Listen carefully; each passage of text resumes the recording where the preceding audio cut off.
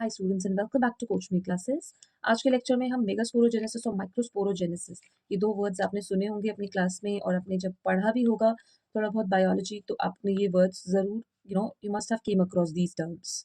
Now इनके लिए आज हम एक कंपैरेटिव एनालिसिस देखेंगे। इस कंपैरेटिव एनालिसिस को यूज करके आप लोग शॉर्ट नोट्स ऑन या वन वर्ड्स और एमसीक्यूज क्वेश्चंस को भी अटेम्प्ट कर सकते हो, ठीक है, जो भी इस टॉपिक से रिलेटेड होते हैं।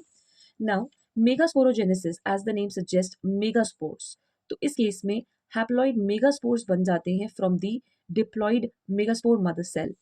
माइक्रो के केस में द माइक्रोस्पोरोजेनेसिस हैप्लॉइड माइक्रोस्पोर्स बन रहे हैं from the diploid microspore mother cell और the pollen mother cell. Megasporogenesis जो प्रोसेस है ये कहाँ पे होगा? या तो मेगास्पोरेंजियम और nucleus of the ovule, ovule के न्यूक्लियस के अंदर। माइक्रोस्पोरोजेनेसिस आपका माइक्रोस्पोरेंजियम और pollen sac of an anther में होगा ये process. Apart from that megasporogenesis में एक single megaspore mother cell involve रहते हैं। माइक्रोस्पोरोजेनेसिस के केस में बहुत सारे माइक्रोस्पोर मदर सेल होते हैं involve. In this process 4 megaspores बनेंगे, एक क्योंकि यहाँ सिंगल है ना, सिंगल मेगास्पोर मदर सेल से 4 मेगास्पोर्स बनेंगे जो कि अरेंज होंगे एक लीनियर टेट्राड के फॉर्म में।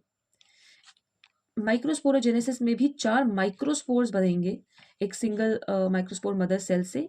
हाउएवर ये अरेंज होते हैं टेट्राहेड्रल स्ट्रक्चर में, ठीक है। Are you getting the difference? Apart from that, जैसे मैंने ऊपर कहा कि यहाँ पे 4 हमारे जो हैं मेगास्पोर्स बनने वाले हैं, राइट। तो ये 4 मेगास्पोर्स में से एक ही रहता है फंक्शनल, बाकी के 3 जो हैं वो डीजेनरेट कर जाएंगे, ओके। वेर एज अगर मैं माइक्रोस्पोरोजेनेसिस की बात करूं, उसके केस में क्या होता है? उस केस में जो चारों के चारों माइक्रोस्पोर्स बन रहे हैं, all 4 of them are functional, right.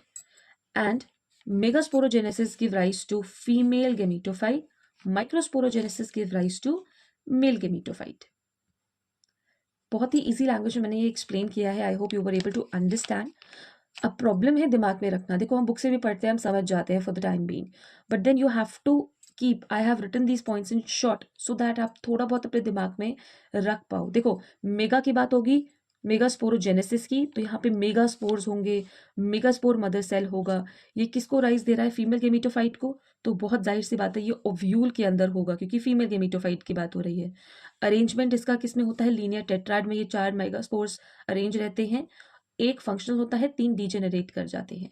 Microsporogenesis की बात होगी तो माइक्रोस्पोर्स बनने वाले हैं डिप्लॉइड माइक्रोस्पोर मदर सेल से, एंड क्योंकि ये मेल गेमीटोफाइट को राइज दे रहा है तो ये आपके एंथर के पोलन सैक में बनने वाला है।